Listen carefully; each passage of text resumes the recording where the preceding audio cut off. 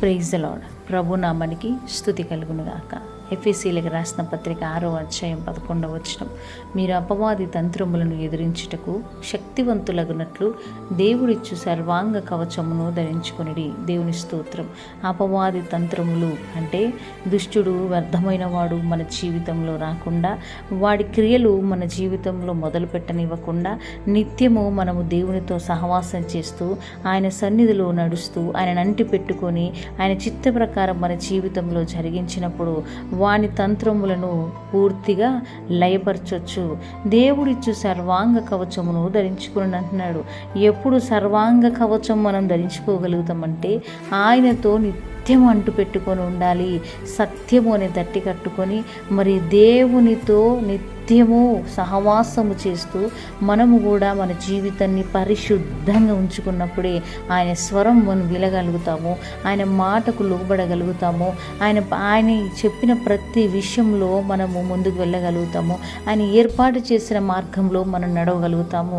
అపవాది తంత్రములు హతమైపోతాయి, పూర్తిగా లయపరచబడతాయి. ఈరోజు ఎందుకు అనేకుల జీవితాలలో దుష్టుడు వెళ్తున్నాడంటే దేవునికి విరోధంగా పనిచేస్తున్నారు కాబట్టి. నీకు నచ్చినట్టు నీ పని చేసుకుంటున్నావు, నీకు ఉన్నట్టు నీ ఆలోచన నీకు నచ్చినట్టే నువ్వు వెళ్తున్నావు. అసలు దేవుని చిత్తము లేదు, దేవుని మాటలు వినడం లేదు, దేవుని అసలు అడుగుతున్నావా? అసలు నీకు నచ్చిన జీవితం నువ్వు అనుభవిస్తున్నావు. కాబట్టి ఈరోజు అపవాది నీ మీద అధికారము తీసుకున్నాడు. ఎప్పుడు అపవాది అణిచివేయబడతాడంటే నువ్వు దేవునితో నిత్యము సహవాసం చేస్తున్నప్పుడే. సర్వాంగ కవచం ధరించుకోమని దేవుడు అంటున్నాడు. శక్తివంతులగునట్లు అంటే మనము దుష్టుణ్ణి హతమార్చాలి, వాడిని అణిచివేయాలి, వాడిని పాతాళానికి త్రొక్కి వేయాలనుకున్నప్పుడు మనం శక్తివంతులమై ఉండాలి. మన మీద పరిశుద్ధాత్మ శక్తి ఉండాలి. మనం దేవుని మాటకు లోబడే వారిగా ఉండాలి. మనము దేవుని సైన్యము వలె మనం ఉన్నప్పుడే, ఈ సర్వాంగ కవచం మనం ధరించుకున్నప్పుడే ఖచ్చితంగా వాడిని పాతాళానికి అణిచివేయగలుగుతాం.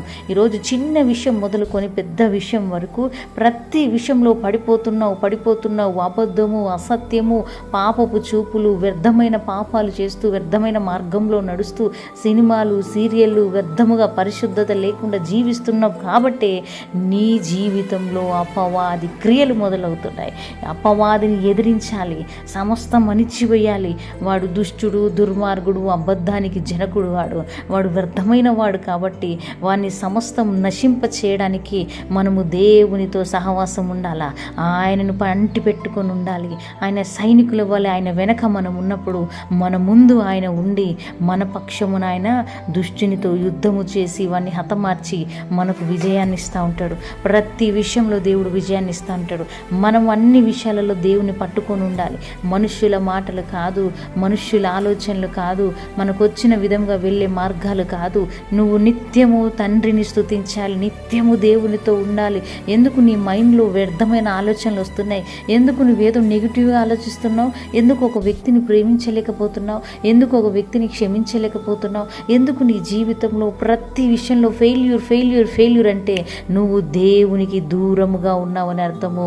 నీ జీవితంలో దేవునితో సహవాసం లేదని అర్థము. లోకానుసారమైన బ్రతుకును విడిచిపెడదాము. అపవాది తంత్రములను హతమార్చడానికి నువ్వు దేవునితో సహవాసం చేసినప్పుడు ప్రతి విషయంలో నువ్వు జయించగలుగుతావు. ప్రతి విషయంలో నీకు విజయము. అడుగడుగున దుష్టుడు ఎంతగా నిన్ను బాధించినా వాణ్ణి పూర్తిగా లయపరుస్తూ వాణ్ణి దేవుని రక్తముతో కాల్చివేస్తూ మనం ముందుకు వెళ్ళగలుగుతాము. ఇదంతా ఎప్పుడు జరుగుతుందంటే దేవునితో సహవాసం చేస్తున్నప్పుడే ఈ కార్యాలన్నీ నీ జీవితంలో జరుగుతాయి. ప్రతి విషయంలో ప్రభుని అంటి పెట్టుకొని ఉండాలి. అబద్ధం ఆడకుండా, పాపము చేయకుండా, వ్యర్థమైన చూపులు చూడకుండా, తప్పుడు మాటలు మాట్లాడకుండా, కోపము లేకుండా, ద్వేషము లేకుండా, వ్యర్థంగా అనవసరంగా వ్యర్థమైన పనులు చేయకుండా దేవునితో అంటి పెట్టుకొని ఉన్నప్పుడే సర్వాంగ కవచమును నువ్వు ధరించుకొని దేవునితో నిత్యం ఆయన స్తుతిస్తున్నప్పుడు దుష్టుని క్రియలన్నీ కూడా విరగగొట్టబడతాయి. ప్రియ దేవుని బిడ్డలారా, జ్ఞాపకం చేసుకోండి. ఎవరిని బెంగుదా అని గర్జించు సింహం వలె దుష్టుడు తిరుగుతున్నాడు. ఎందుకు ఈరోజు భయంకరమైన హత్యలు, భయంకరమైన కోపాలు, ద్వేషాలతో ఒకరికొకరు చంపుకుంటున్నారు? ఇదంతా దుష్టుని కుయుక్తులే, వాడి తలంపులే. ఒకరంటే ఒకరికి ఎందుకు పడదు? ఇదంతా వాడు చేస్తున్న ప్రయత్నాలే. నువ్వు నిత్యం నిజంగా దేవుని ప్రేమిస్తూ దేవునితో సహవాసం ఉంటే ఏ వ్యక్తిలో కోపం ఉండదు, ఏ వ్యక్తిలో పాపం ఉండదు, ఏ వ్యక్తికి హత్య చేయాలని ఆశ ఉండదు, ఏ వ్యక్తిని బాధించాలని కోరికలు ఉండవు. దేవునితో సహవాసం లేరు కాబట్టి ఈరోజు ఒక్కొక్కరి జీవితాలలో భయంకరమైన పరిస్థితులు ఎదుర్కొంటూ ఉన్నారు. జ్ఞాపకం చేసుకోండి, ఈ అంచె దినాలు బహుభయంకరమైన దినాలు. దేవునితో సమయం గడపాల. మనం దేవునితో ఉంటే ఆయన సర్వాంగ కవచమును మనకి ఇచ్చినప్పుడు మనం దేన్నైనా జయించగలుగుతాం. ఏదైనా కూడా మనము జయించి ముందుకు వెళ్ళగలుగుతాం. దేవునితో సహవాసం ఉంటూ నిత్యము మనమందరం ప్రభు మాటకు లోబడుదుముగాక. ఆమేన్. తండ్రి, నీకు కృతజ్ఞతాస్తుతులను చెల్లిస్తున్నాం. బిడ్డలందరినీ దీవించు, ఆశీర్వదించు. ఏ దుష్టుని కుయుక్తులు ఏ బిడ్డల జీవితంలో పని చేయకుండా వారిని యేసు రక్తంతో కాల్చి వేస్తున్న ప్రభువా, బిడ్డలు బ్లెస్సుడ్గా ఉండే కృప దయచేయండి.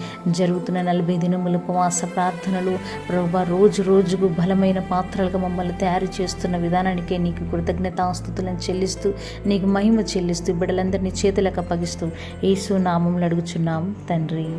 ఆమేన్.